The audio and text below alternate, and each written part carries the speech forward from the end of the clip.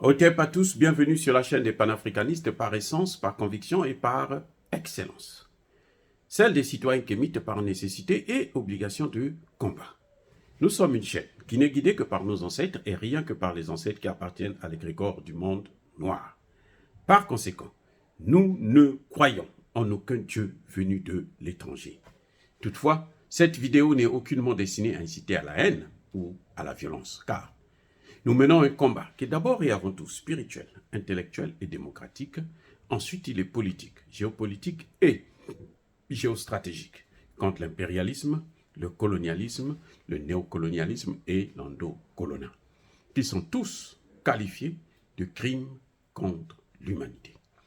Nous menons ce combat sur la base du principe fondamental que nous avons hérité de nos ancêtres kémites, qui est celui de la Mahat, c'est-à-dire solidarité, vérité et justice. Vous êtes donc en droit de connaître la vérité et nous avons l'obligation de vous dire la vérité, rien que la vérité, afin que justice soit rendue au continent africain. Et ça, c'est notre modeste contribution dans cette noble lutte en faveur de la souveraineté, la dignité, la solidarité et l'unité africaine. C'est exactement ça que nous appelons le panafricanisme. Bien-aimés frères et sœurs, Nicolas Sarkozy, l'ancien président français, celui qui s'est illustré par une déclaration tapageuse concernant l'Afrique au Sénégal, en disant à l'université tchèque Anta Diop, une université qui porte le nom du savant le plus intelligent, le plus honorable du XXe siècle. Il a dit, il a déclaré que le drame de l'Afrique, c'est que l'Afrique n'était pas rentrée dans l'histoire. Cette déclaration a poussé l'ancien président sénégalais, Abdoulaye Wade, à dire que c'est une déclaration qui a été rédigée par des cons, lue par un con et dessinée par des cons.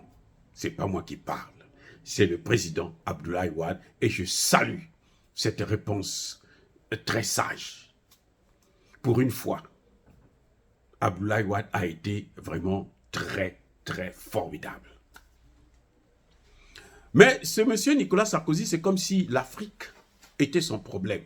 C'est-à-dire que lui ne vit que pour l'Afrique, pour diminuer l'Afrique, pour descendre l'Afrique, pour humilier l'Afrique, pour s'attaquer aux Africains. Eh bien, pourquoi je dis ça? Il vient de s'illustrer encore par des attaques qui n'ont ni tête ni queue contre l'Afrique. Que dit Nicolas Sarkozy cette fois-ci? Il dit, vous savez, ça me fait rire parce que il faut être très bête pour faire de telles déclarations. Nicolas Sarkozy dit que le réchauffement climatique là, c'est les conséquences de la démographie galopante de l'Afrique. Parce que les Africains sont en train de devenir nombreux, donc il y a le réchauffement climatique. Écoutez, non, écoutez, ne riez pas parce que c'est incroyable. Vous voyez quelqu'un? C'est-à-dire que même un mouton, si vous lui posez la question de savoir, le réchauffement climatique, c'est qui là?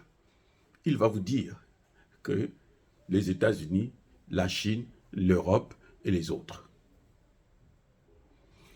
L'Afrique pollue l'humanité là à hauteur de 4%. Donc 96% là, ça ne vient pas de l'Afrique. Le plus grand pollueur, les plus grands pollueurs, j'allais dire, ce sont les États-Unis et la Chine. Ils se disputent la première place. Ensuite, l'Union européenne et les autres pays de l'OTAN. Ce ne sont pas les Africains. Donc, quand un chef d'État ou un ancien chef d'État fait une telle déclaration, il y a deux choses. Soit il est sous l'effet de la drogue, soit il est complètement fou. Parce que personne n'ignore cela. Mais pourquoi lorsqu'il y a les négociations COP 21, COP 26, COP de je ne sais quoi, les États africains disent, nous voulons la compensation si vous voulez que nous, on puisse prendre des mesures. Vous ne pouvez pas demander la compensation à des gens qui n'ont rien à voir dans cette affaire. Si c'est vous qui polluez, comment allez-vous demander la compensation à des gens qui ne polluent pas? Vous ne voyez pas que c'est pas possible. Et ces gens-là, ce sont des gens qui ont l'arme nucléaire. Hein. Ce sont des gens qui sont très puissants. Ce sont des gens qui vous ont pris en esclavage, qui vous ont colonisé, qui vous ont néocolonisé et qui sont en train de vouloir vous recoloniser. Jusqu'aujourd'hui, les pays africains n'ont pas de souveraineté, y compris l'Afrique du Sud, y compris le Nigeria de Tinubu. Voilà la réalité. Donc, quand Nicolas Sarkozy se lève, vient devant des caméras du monde entier, dire, accuser l'Afrique, comme l'a fait l'autre voyou qui est à l'Élysée, Emmanuel Macron, lui, c'est les femmes. Bon, vous savez, lui, il n'aime pas les femmes. Parce que la vieille, là, qu'il a pris, là, elle est là seulement pour orner les meubles. C'est-à-dire que c'est un meuble qui est là pour orner la maison. Pour qu'on dise que Nicolas Sarkozy aussi, il aime les femmes. Mais en fait, il n'aime pas les femmes, puisque tu ne peux pas parler de la femme africaine de cette façon-là, si tu aimes la femme, même si elle est blanche. Bref, Emmanuel Macron, lui, disait que l'Afrique ne peut pas se développer à cause des femmes qui font trop d'enfants. Et Emmanuel Macron a oublié le taux de natalité en Afrique, là. C'est pratiquement le même taux de natalité en Israël.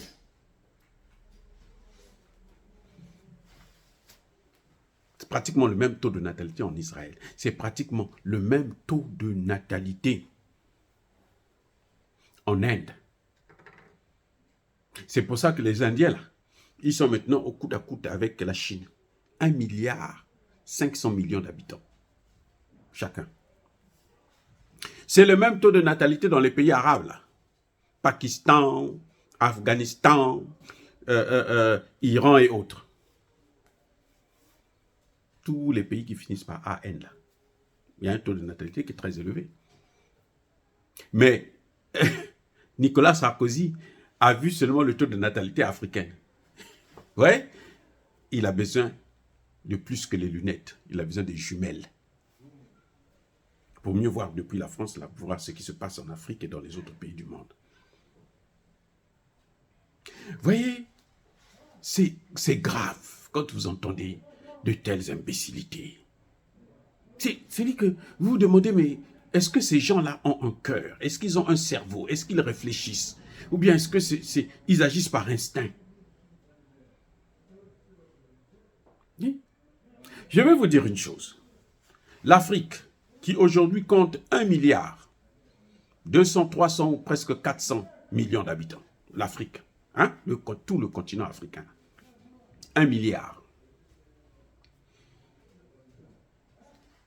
Demandez-moi quelle est la superficie de l'Afrique. 30 millions de kilomètres carrés. Écoutez, hein, 30 millions de kilomètres carrés. Maintenant, l'Inde. Vous avez vu Emmanuel Macron se coucher devant Modi, le premier ministre indien, pour le flatter afin qu'il puisse l'aider. L'Inde est plus peuplée que l'Afrique. 1,5 milliard d'habitants. Demandez-moi maintenant la superficie de l'Inde. 3 millions de kilomètres carrés seulement. Vous comprenez? 3 millions de kilomètres carrés. Donc, l'Inde est surpeuplée par rapport à sa superficie. Si c'est ça le critère. L'Afrique, là. L'Afrique, pour être saturée, il faut que les Africains puissent faire des enfants jusqu'au moins à 30, 40 milliards d'habitants. Pour que l'Afrique soit saturée. Et ça, ce n'est pas pour aujourd'hui. Ce n'est pas pour demain. Nous avons les terres. Les meilleures terres arables du monde. C'est-à-dire que les terres, là où vous pouvez planter et puis ne même pas avoir besoin des engrais. Et vous faites le résultat. Vous avez une grande productivité. C'est en Afrique. Nous avons la moitié des matières premières dans le monde. De quoi Nicolas Sarkozy parle-t-il? Est-ce que c'est seulement la volonté, la haine contre l'Afrique, le racisme qui les rend aussi bêtes? Parce que c'est le racisme. C'est pas autre chose. C'est le racisme qui les rend bêtes, ridicules et inhumains. Parce qu'ils sont tellement racistes. Nicolas Sarkozy aurait bien voulu éradiquer l'Afrique. Faire ce qu'ils avaient dit, l'Afrique sans les Africains. Il a commencé, vous avez vu comment il a détruit la Côte d'Ivoire. C'est lui qui est allé prendre Laurent Gbagbo. Il a détruit la Côte d'Ivoire. Il a détruit la Libye et tué Kadhafi. Parce que son objectif là, c'était détruire l'Afrique, effacer tuer tous les Africains. Et puis bon, les Européens viennent s'installer et ce serait leur paradis. Voilà ce que Nicolas Sarkozy a fait, qui n'a pas pu.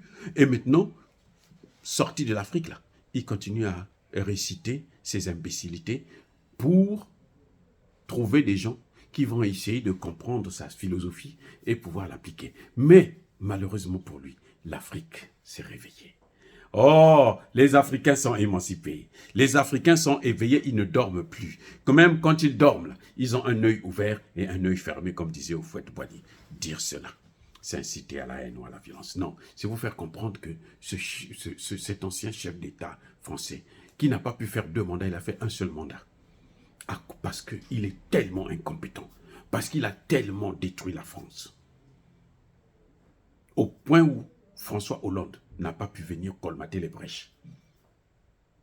Et Emmanuel Macron est en train de ramasser les débris. Parce que, surtout que Emmanuel Macron lui-même est nul. D'une nullité extrême. Oh, bien-aimés frères et sœurs, soyez bénis. Encore une fois. Soyez bénis par le Dieu des Kémites et par nos ancêtres angélisés. Mais que tous ceux qui persécutent le continent africain le pillent et le déstabilisent. Qu'ils soient noirs, blancs, chinois, arabes, indiens, qui qu'ils soient punis, maudits, foudroyés, neutralisés, écrasés, effacés par ce Dieu des Kémites et par nos ancêtres angélisés. Vive l'Afrique éternelle, j'ai dit et j'assume.